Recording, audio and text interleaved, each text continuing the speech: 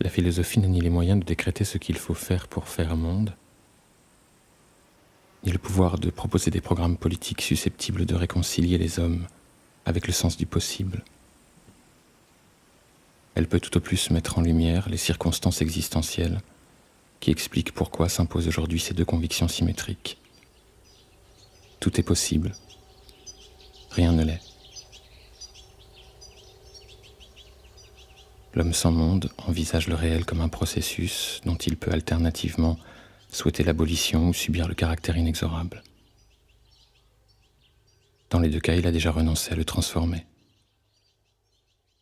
En de telles circonstances, ce n'est pas de certitude dont nous manquons, mais d'une nouvelle croyance dans le possible.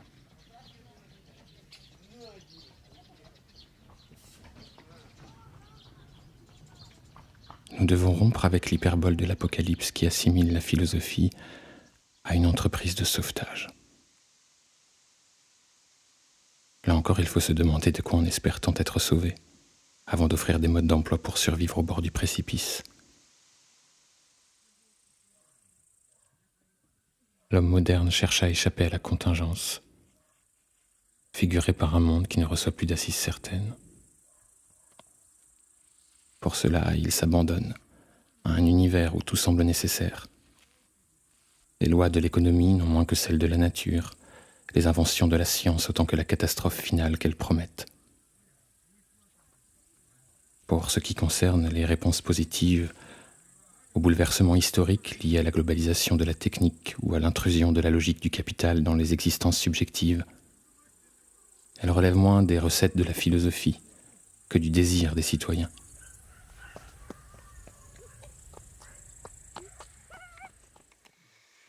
Le danger actuel ne réside pas tant dans l'Apocalypse que dans l'apparition d'une nouvelle forme d'insensibilité.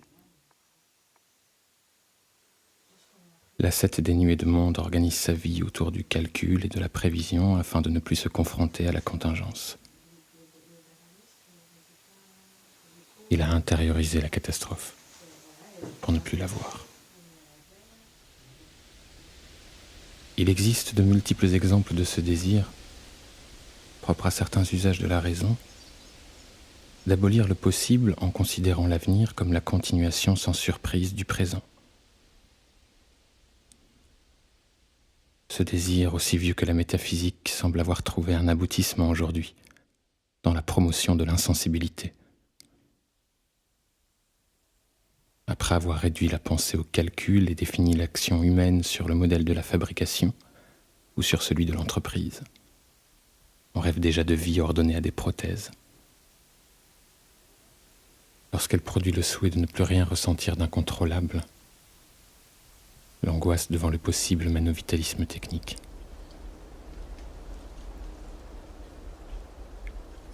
Ce n'est pas de l'informatique, des espaces virtuels ou des réseaux qu'il faut se méfier, mais de la rencontre entre la logique de ces instruments et un très ancien désir, celui de devenir des hommes imperturbables.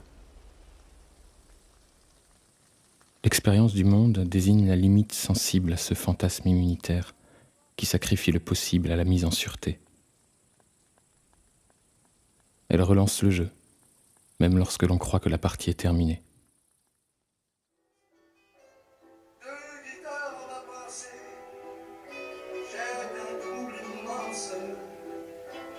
Expliquant la validité de notre existence. Que vivons-nous? Pourquoi vivons-nous? Quelle est la raison d'être? Tu es vivant aujourd'hui, tu seras mort demain, et encore plus après-demain.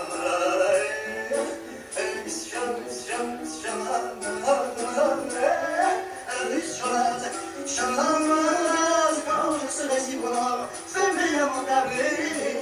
Mon corps, en plus de ta valeur, alors pourrait cesser au chant qui résonne, mais ça m'apprend jouer, jouer, jouer,